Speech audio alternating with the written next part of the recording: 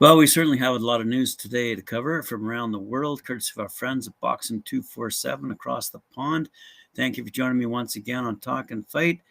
Here we go. Starting with news out of, I guess, Las Vegas. Finally, it's been announced Canelo Alvarez versus Caleb Plant. Tickets will go on sale for their fight November 6th today.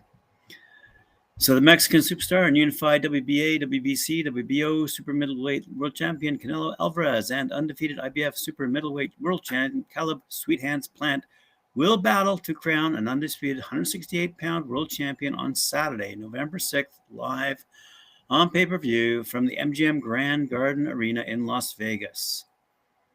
A four-division champion regarded by many as a top pound-for-pound fighter in boxing, Alvarez faces off against a supremely skilled undefeated world champion in Plant, who's made 3 defenses of the title he won in January 2019.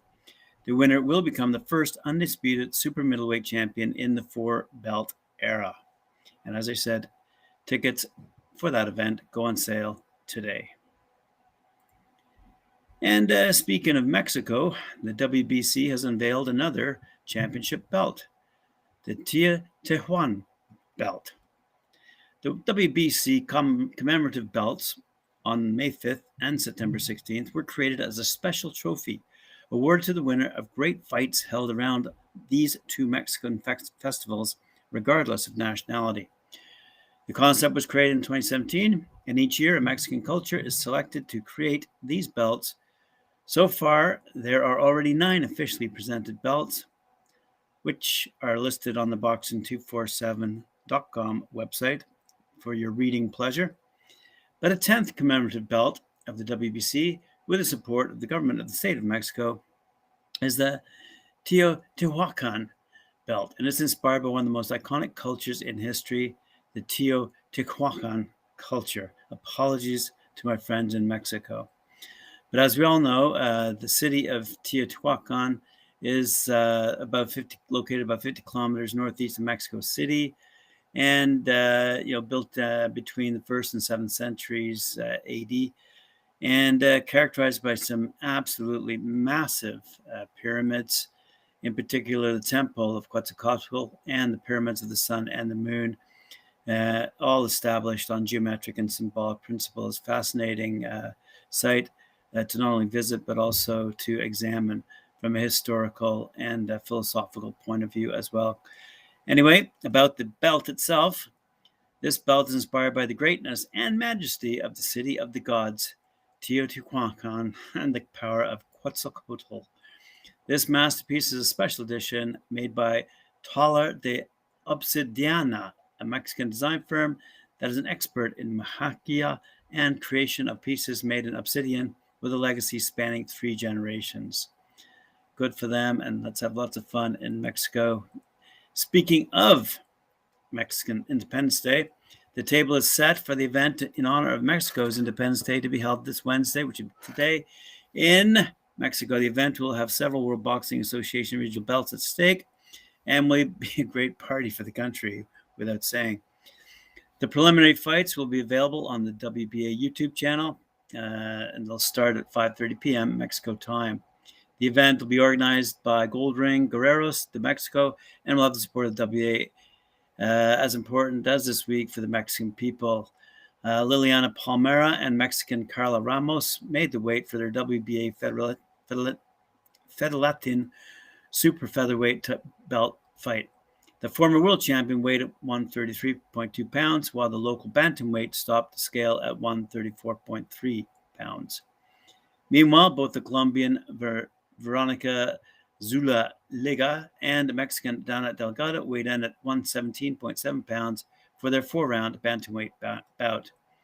Paulina Angel, another Colombian well-regarded in South American country, will fight Mexico's Itzel Guadalupe Reyes at an agreed weight of 123 pounds. Both fighters met the agreed weight and are ready to step into the ring. Good luck to those ladies. Speaking of ladies, Chantel Cameron versus Marie McGee. Chantel Cameron is more determined than ever to hold every belt possible as she gets ready to take part in the road to the Undisputed Super Lightweight Tournament next month. WBC champion Cameron, who's 14-0, 8 knockouts, will face IBF champion Mary McGee, who's 27-3 with 15 knockouts, with Ring Magazine title also on the line. While Callie Reese, who's 18-7-1 with 5 knockouts, and Jessica Camara, our Canadian friend, who's 8-2, clash for the WBA, WBO, and IBO titles. The winners of each fight will then square off, and Cameron's determined to move one step closer to claiming all the belts when she meets McGee at the O2 Arena in London on October 30th. Cameron said, "It's amazing to be given this chance. Since I turned professional, it's always been the dream to be undisputed, and now I'm 2 fights away from it being possible." And good luck to her. Again, more women's boxing news. Casey Morton versus Urvashi Singh. Casey Lady Hawaiian Punch Morton, who's 10-2-3 with 2 knockouts, boxing out of San Francisco, California, captured the WBO Bantamweight International title with a dominating win over Urvashi Singh, who's 8-3 with 5 knockouts. The 10-round bout was a title elimination bout, putting her one step closer to a world title shot. Morton bloodied up Singh in the 3rd round and dominated the fight onward, as her strength, size, and skill were just far too much for the fighter from India, who looked outgunned and got outworked. Morton, who trains with Victor Conte's prestigious and exclusive team out of SNAC system, uses the most modern equipment, recently brought a new boxing coach, former undefeated professional boxer Otis O.T. Seymour, who trains her out of Oakland, California. Morton spends on average 2 hours a day in traffic to get to her training sessions that she needs. "I want to be world champion. I know I'm ready to be world champion. I'm hopeful that my next fight can be for a world title," said Morton. "I've never felt better in the ring than I did last night, and I'm ready for a chance to prove I'm a world champion." Moving across the pond, Brad Foster will face Jason Cunningham for the British, Commonwealth, and European Super Bantamweight Championship at the Utilita Arena in Birmingham on Saturday, October 9th. Their eagerly awaited battle heads a high-quality evening of action that includes another British and Commonwealth showdown, plus the return of world-ranked Callum Johnson. British and Commonwealth champion Foster's promoters Queensbury won the purse bids when they were ordered for this showdown against European title holder Cunningham, who's 29-6 with 6 knockouts. The fight had been scheduled to take place last month, but Foster suffered an injury, forcing a short postponement. Foster, who is 14-0-2 with 5 knockouts, lives close to the venue, and Frank Warren is backing his home support to roar him on. The Hall of Fame promoter said, "It is one of the most evenly matched fights anywhere this year, but we want to give Brad every advantage, so we've gone to an arena close to his home. The bill is well matched, and although everyone has waited a little longer than we expected for Foster versus Cunningham, it'll be well worth the wait," he said. In other news from England, we see that James Beach Jr. will have a point to prove when he revisits the scene of arguably greatest performance as a pro boxer he features when it's showtime in the Stadium Suite at Walsall's FC's The Banks Stadium on the Sunday afternoon of September 26. It was on those very same grounds where the 24-year-old from nearby Bloxwick became a 2-weight Midlands champion in 2019 after seeing off Luke Jones on points in the Thriller. Beach had previously defeated Lewis Fielding by knockout in 2018, meaning he has lifted area belts at both super featherweight and featherweight. He was granted an opportunity at the British title during the pandemic, when he was outpointed unanimously by Brad Foster after another compelling encounter. The same result resulted against Chris Burke in July at the Wembley Arena, and with the WBC International Super Bantamweight bubble on the line.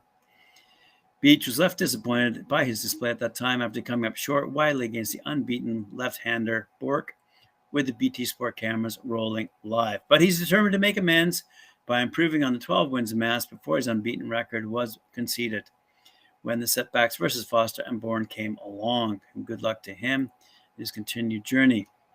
Speaking of upcoming events, we have Fight Night in Framingham over in the UK, finally happening on October 16th. It'll be happening at the Sheraton Hotel in Framingham with 7 professional bouts featuring some of New England's. Sorry, this is Framingham, Massachusetts, not UK. Sorry about that. We'll feature Yosneil Castro versus Rynell Griffin at the Sheraton Hotel, as I said, in Framingham, Massachusetts, on the 16th, 19 months after it was originally scheduled. The Fight Night in Framingham finally will be presented October 16th by Sheeran's Boxing Promotions for the benefit of Fighting Life at the Sheraton Hotel in Framingham. It was originally canceled due to COVID-19 restrictions, but now Fight Night in Framingham will mark the first professional boxing event ever held in Framingham, a city incorporated in 1700, located in the Metro West subregion of Greater Boston, less than 40 miles from Boston. Fighting Life is an after-school youth boxing program and academic empowerment program, available 100% free of charge to students beginning in elementary school through to high school. High Octane Classics is the presenting sponsor. Other sponsors include Platts Landscaping and Shamrock Sports. And good luck to them that evening. Going back to Britain, former Team GB star Callum French has signed with Matchroom Boxing. My goodness, I'm having trouble talking today. Callum French has signed a long-term promotional deal with Eddie Hearn's Matchroom Boxing and is set to make his highly anticipated professional debut in November. The former Team GB star from Gateshead, Tyne and Weir will begin life in the professional ranks, campaigning at super lightweight under the guidance of Graham Rutherford, alongside Cyrus Patterson at the renowned Berkeley Boxing Club in the Northeast. French, a European bronze medalist in 2017, enjoyed a stunning 35-fight winning streak stretching from 2012 until 2017 during a glittering amateur career in which he frequently medaled for Team GB and reached the semifinals with the British Lionhearts in the World Series of Boxing in 2018. The talented 26-year-old was the country's leading boxer at 60 kilograms and looked to set up for a place at the Tokyo Olympics until his weight class was taken away in 2019, forcing him to restart at a whole new division, competing against the likes of Luke McCormack and Thomas Hodgson. In other news, out of Florida, Miguel Maduena versus Sonny Fredrickson. Last night, apparently, Thompson Boxing's unbeaten super lightweight knockout artist Miguel El Explosivo Madueno, who's 25-0 with 23 knockouts, entertained fans with a 10th round TKO over the always tough Sonny Fredrickson, who's now 21-4 with 14 knockouts. The 10-round bout was part of Triller's Verze 2 at the Seminole Hard Rock Hotel and Casino in Hollywood, Florida, which was streamed worldwide on Fight TV. Madueno, who came out aggressive since the bell went off, put forth a sequence of action-packed rounds that made the experienced Fredrickson rethink his strategy. After some back-and-forth rounds, Madueno lived up to his nickname and was able to get the stoppage in the 10th and final round at the 2:04 mark. With the win, Madueno is calling out everyone at lightweight. And you can see his quotes on the boxing247.com site. It's quite an extensive, quite extensive amount of verbiage there. In our final story of the day, involving a Canadian, we see that the World Boxing Association informs all promoters and sports personalities that all matters related to the North American Boxing Association will be managed now by Gary Shaw starting next month. Mr. George Martinez, who was a directorate member for many years and chaired the WBA North American Boxing Association, resigned his position on October 13th, 2020. The Canadian, Shaw, has been appointed as the new IBF Rankings Chairman Committee.